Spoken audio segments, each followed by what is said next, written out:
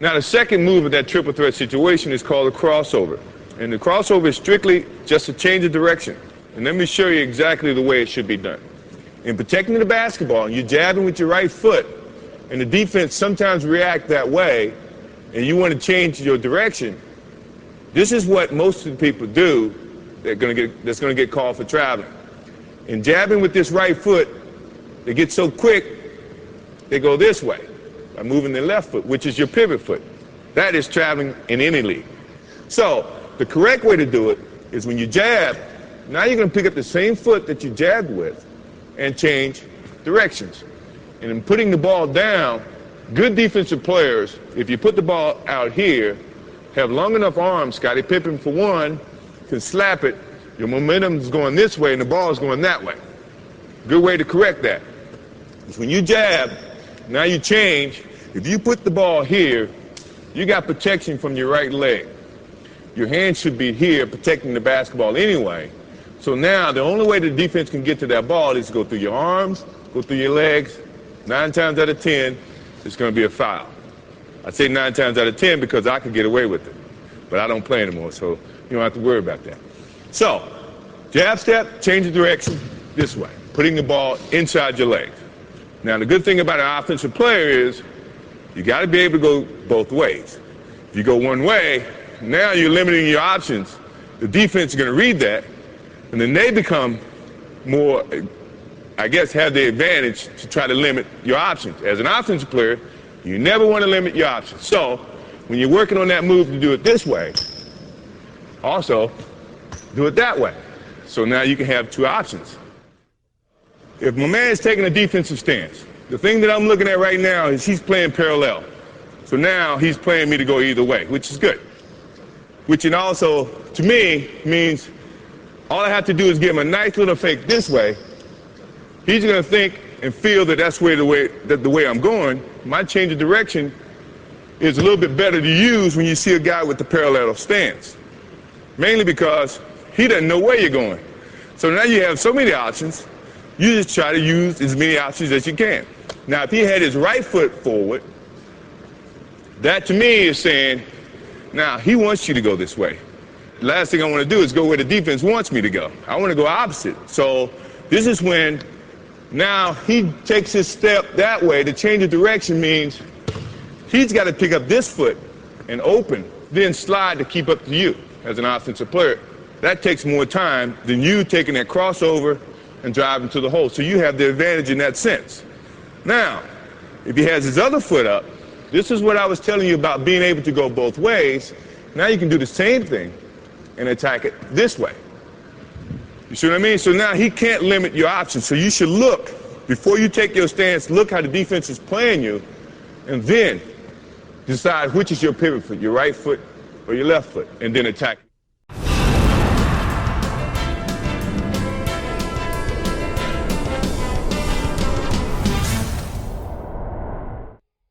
Michael, a 16-year-old basketball player, has finally made the varsity team at his high school.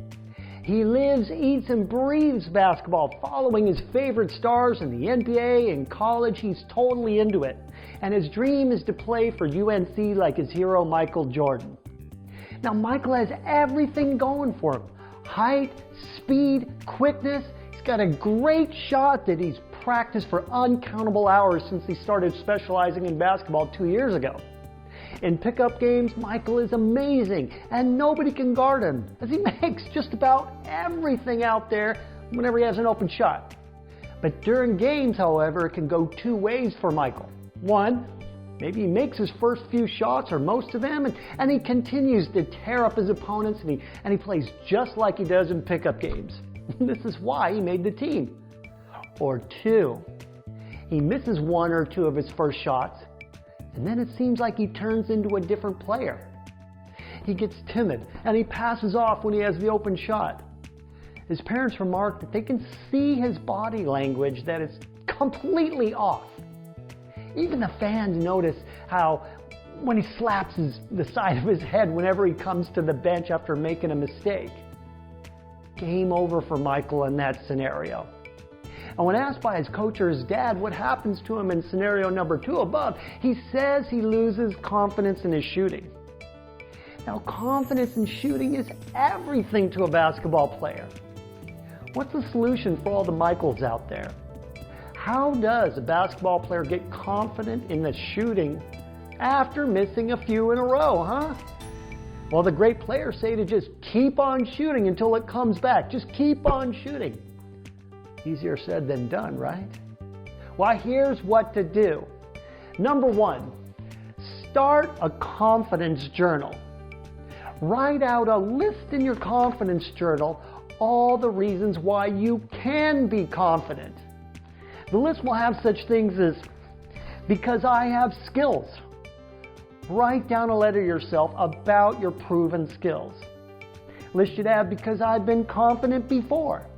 List the games when you were confident. The list should have, because people have told me I'm good, or that I do have a good shot, or any other such praise from outside sources like coaches and teammates. List what they have said to or about you. Write down any stats that prove you're good. In your journal, start tracking your performances, like from practice games where you've played like you know you can. For example, today I shot 12 for 14 with 28 points, or whatever the numbers are. Number two, once a day, take 5 minutes before you go to bed and read your confidence journal. Practice bringing up those confident feelings all over again in your body. Relive those past times when you really were confident and making everything. Then, get in bed, close your eyes, and imagine yourself having just missed 2 or 3 shots in a row, and you know that's going to happen.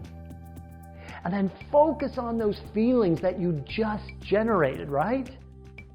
And as you fall asleep, repeat to yourself this phrase that you'll bring with you to the actual game. Confidence is mine now. You can come up with a different phrase about confidence if you want, that's fine. All right? And then what you want to do is imagine yourself playing with that confidence with the knowledge that you just missed 2 or 3 in a row and coming back to make everything after that. This is what I call pre-living success. And you have to do this regularly and often.